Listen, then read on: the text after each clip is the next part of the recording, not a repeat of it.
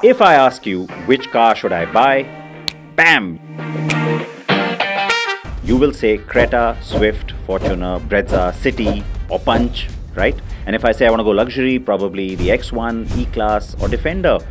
But there are many, many, many more cars in the market, some of which are actually just as good or even better, but have fallen off your radar. Cars that do the job, silently soldier on without much fuss, and are actually quite good. But you and the market seem to have completely forgotten about them. Cars that have fallen out of favor or consideration. So today on Which Car Should I Buy, let me help you unearth these underrated and underappreciated gems. And hopefully by the end of this, those of you who are in the market for a new car would be like, wow, I should maybe take a look at those too. Oh, and before I continue, a promise that I am taking many of your questions at the end, so stick around for that. Now, the last few years, we've seen this kind of phenomenon in the market where only new stuff seems to move, in the sense that if it's a brand new model or if it's a facelift or some kind of a special edition action model, that's what seems to work, and anything that's existing is kind of always slowing down. Largely true, there could be some exceptions, but the point is, the auto industry knows this, and which is why they keep bringing all of these little changes and everything says all new all the time. Well, I'll tell you what, that doesn't mean that the existing cars are all bad. There's a reason why they at one time were still very popular, right? So I'm going to go up price points and also kind of on size. Small is beautiful when you can compact a lot of tech, practicality, and even pure electric appeal into a tiny footprint. It is just under 3 meters long, and over 2 meters of that is in its wheelbase. The MG Comet. Yes, don't roll your eyes.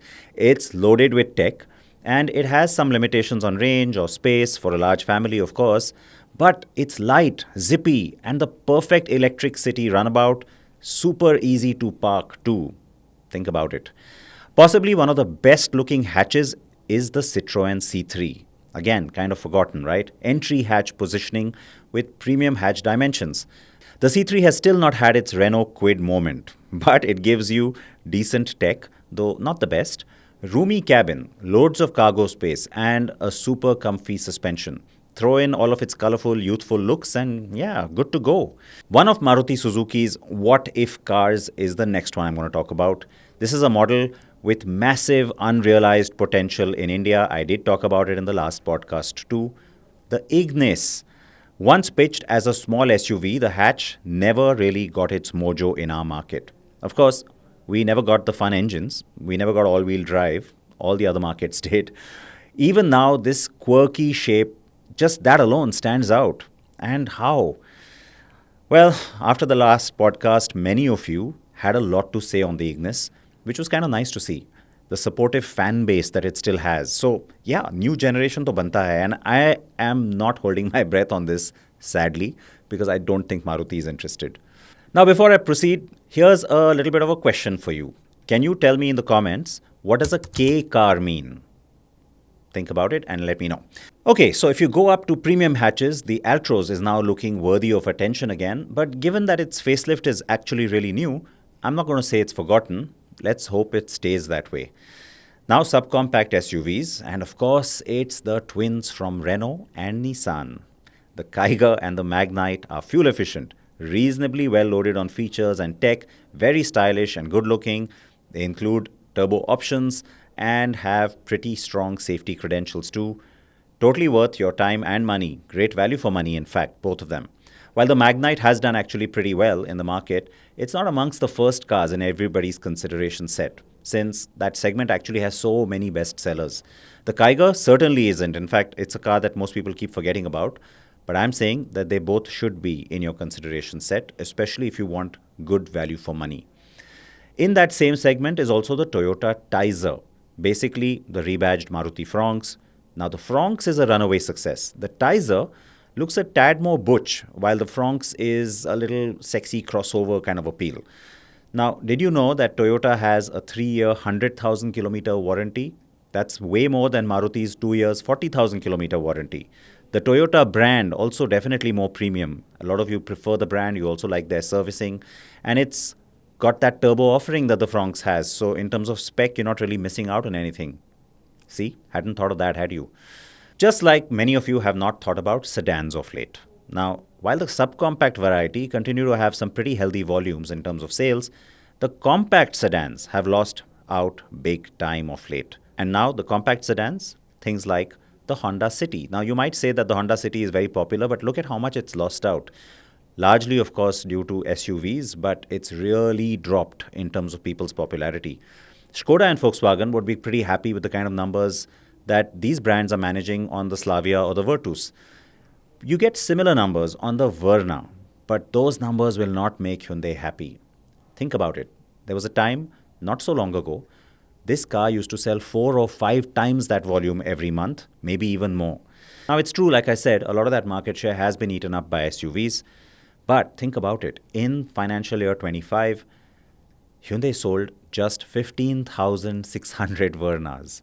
That's a year-on-year drop of 48%, and it's just declining. It's the segment as a whole, but the Verna is worth your time. Sporty, fun, 5-star crash rated, loaded with features, tech and safety equipment like ADAS, and kind of cool and futuristic looking too. It doesn't look like any other car on the road. It was also our car of the year, so our jury has also backed this car, and so with good reason.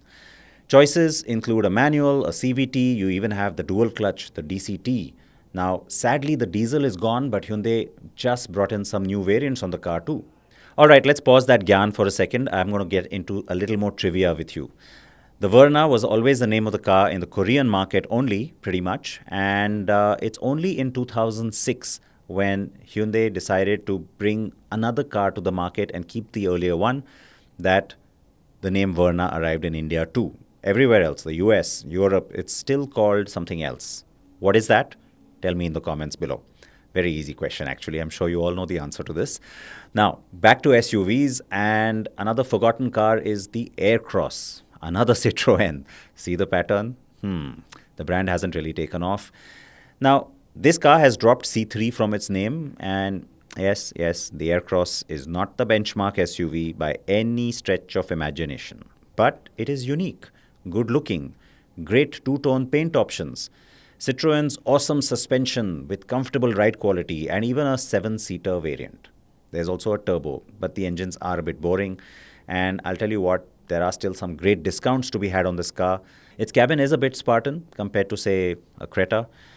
That virtual cluster could be so much nicer. I mean, it's not a proper LED screen.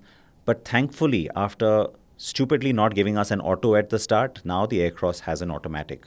But still, if you're in a major metro, you want a 7-seater, for instance, this one's worth giving yourself a try because you'll be sorted on service. Okay, moving on. What was MG thinking when it brought this into a car? Yes, it's quirky, but that's just a nice word for it. And that too on the Aster.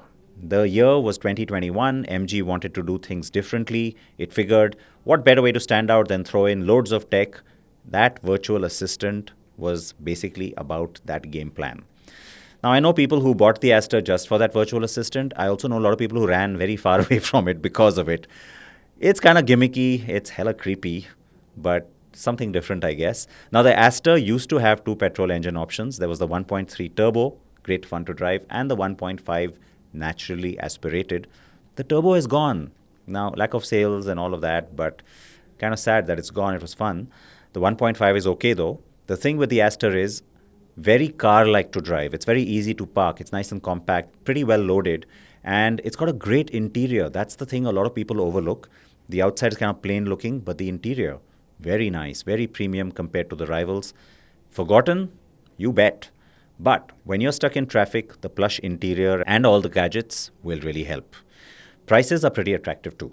Now, many of you are going to go, but I'm going to say another car that's kind of out of the line of sight for some of you. That is the Honda Elevate. Yes, I won't call this irrelevant or missing in action like the Aircross, but it's still not setting any sales records. We'd waited for Honda for so long to come up with a proper, credible, compact SUV for years. And when the Elevate finally came to the market, Honda didn't hold back. Sunroof, check. Blind spot monitoring camera, check. ADAS, check. Biggest boot in the segment? Check. The car also kind of looked nice and big and robust and very refined, tried and tested. 1.5 litre IV Tech petrol, but it's a bit boring. Manual or CVT transmissions, also kind of boring. There's no turbo, no DCT, no diesel, no hybrid. And then also no panoramic sunroof, no ventilated seats. But you know what? It will keep going. Low maintenance costs, Honda reliability, good efficiency. And if you want a no-nonsense, reliable SUV, this is it. On to the mid-sizers and probably the most forgotten SUV in India. Any guesses? The Jeep Meridian. A diesel, a proper 4x4, a badge to reinforce that feeling. Jeep. Very upmarket. The Meridian was supposed to be the company's luxe alternative to the Fortuner, and it is. But from selling 7,000 units in 2022, the year that it was launched, to trying very hard to even get to 1,500 units last year, it's been a struggle. But this is a proper Jeep. It's good off-road. The engine could be a little bit more refined, and when it first arrived, the cabin was not so great, but now it's received some major upgrades. Better finish, nicer tech and equipment, and the monocoque construction always meant way nicer ride and handling than the Fortuner. And you're likely to get some really good deals from the Jeep dealer too. And back to some more trivia. The Jeep Meridian is called the Jeep Commander in other international markets. Now, there was another car that was sold with that name in India from the 90s till 2010. What was that car? That's the reason why Jeep couldn't use that name in our market. Tell me in the comments. Now, if you want 3 rows like on the Meridian, but you don't really want 4-wheel drive, you could also consider the MG Hector Plus. Surprisingly plush cabin, better finished and more comfortable than the regular Hector. But this is an honorable mention at best. I mean, if you are really thinking about something like that car, you are better off looking at the Hyundai Alcazar. The update is smashing. The car finally looks like good value. It's also not always on people's radar, so worth a mention. Also, a quick mention now of the MPVs that tend to get overlooked. They have good family usage. Now, 3 rows on a budget with decent build quality and reasonable comfort, Renault Triber. Can't afford the Kia Carens or the Clavis? Well, go with the captain seat avatar of the Ertiga, the XL6. Crista-like space, high cross-like comfort, and XUV-like performance. A car I didn't even think they were making anymore. The Shark, Mahindra Marazzo. Now let's go to some of the premium cars. I will get a little bit quicker here. If you want a premium EV, the very gorgeous Kia EV6 is now getting a proper price discount. So the sticker price is still way higher than the Ioniq 5, but totally worth the fuss. Great looking, feature loaded with everything from ADAS to all-wheel drive, and some very, very cool tech. And it's a good EV at that, with 800-volt fast charging. The Ioniq 5 and Mahindra XEV 9e may be better value, of course, but you can still also consider the Volvo EC40 and EX40. Still pretty awesome. Great design, fabulously sporty driving, good tech and safety, and very cool.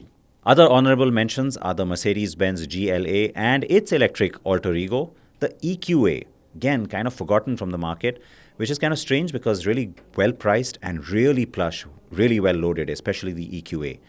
The BMW 2 Series Grand Coupe, also forgotten.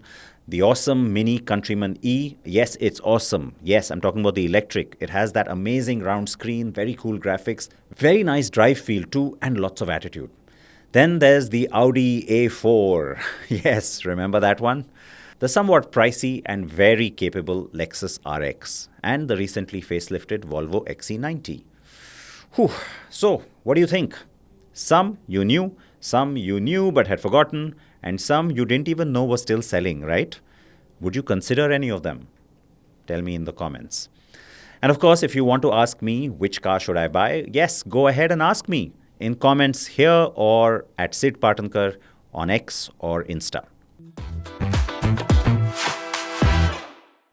Now, on to the questions that I have promised to take. Kapil has asked, even if it's not the first car, what should be the best hatchback for metro city driving? I'm confused with sedans too, between the Amaze and the Desire. All right, Kapil, best hatch on paper is the Altroz. Best value for money hatch? Grand i10 Neos or Swift. On the sedans, I like the new Desire for its space and proportion, But the Amaze is a whisker ahead, nice cabin, and it offers ADAS as an option. Next question, I want to replace my XL6, don't want a Maruti or a Tata, suggest a car which will not look like a downgrade and at the same time is not going to burn my pocket. By the way, I was looking at Syros, Kailac and Windsor Pro. Very interesting. Windsor Pro, so upmarket and plush. If you like tech, you want an EV and you need the cabin space, don't have to think twice. But if you want something small and sporty, Kailac. All right, next question from Prasoon. I have been using the Hyundai Eon Sports model manual for 11 years. Drive approximately 100 kilometers weekly in the congested city of Kolkata. The Hyundai Aura SX option or SX, petrol MT, or Honda Amaze, petrol MT, that's the third generation. Or once again, go with a hatchback like the Grand i10 Neos or Maruti Baleno. Okay, Prasoon, this is a no contest. The Amaze. Or you could even consider the Exter if you want to spend a little less. Better yet, you want that true feeling of being upgraded from your Eon? i20. That said, the i20's next generation will come in early 2026, so maybe you don't want to do that. What do you think of the newly facelifted Altroz, by the way? Or what about even the Nissan Magnite? A nice short, snappy question, Swift versus i20 versus Baleno. Okay, the i20 and the Baleno have more cabin space. The i20 is overall better, but it's just really pricey. So, simple answer, the Swift. Is Kailac the one and only car for a family of 4, mostly city and occasional highway driving? Well, of course, it's not the only one, but it definitely fits the bill. So, yes, it's a good car to consider for a family of 4. One more question on this car. Wow, really popular. Kailac base or Altroz pure diesel? Not in NCR. My daily driving is approximately 80 to 100 kilometers, looking for a good, safe car around 10 lakhs with good mileage. So yes, everybody like you wants everything. I'm going to say this, stretch your budget and go for an automatic Kailac. So if you can stretch a little bit more, you could even consider the diesel auto on the Sonnet. Now, if you're sure you want a manual, then maybe there are many, many other cars to think about. What you're looking at is then not such a bad option. And diesel, again, not such a bad option. Abhishek is asking what to choose from the Tata Tiago or Grand i10 Neos. The i10 is better built and the top spec Tiago, however, has the better tech and the better cabin. But let me say this, you should also consider the Swift. I drive a Santro Zing 2008 manual model. Please suggest if I should buy the entry-level hatchbacks or go for a second-hand premium hatchback. Well, Jitin, from a Santro, you are going to find even something like an Exter to be a good upgrade. You can also consider the Swift, like I was just saying. Now, new car always over a used one. That's just a thumb rule I like to follow, especially if it's just a matter of a one-segment difference, because you get better tech too, better features that the old ones might not have, even if it's a premium hatch. Manoj is saying, I drive a Ford Freestyle 1.5 TDCi, hearing that name after a long time. Now need a worthy successor. My requirements, 1, turbocharged engine, but it has to be frugal. 2, it has to be torquey. 3, small form factor. 4, automatic, a proper one, not AMTs. What do you recommend? Well, you've just described a car which is kind of like my personal favorite kind of car. I'll tell you what, at the expense of sounding really repetitive, Manoj, the Kia Sonet DCT or the Skoda Kailac Automatic. If you want to upgrade, then you could also look at the Taygun DSG, because after something like the Freestyle, you're going to really enjoy driving that. So that pretty much wraps up today's Which Car Should I Buy? I hope you've enjoyed this. I hope it gave you some information that truly helps you. Any ideas you have about what you want me to talk about or any questions you have, go ahead and post right here. Or, like I said, reach out to me on social media. Please drive safe. Please wear your seatbelts. Take care.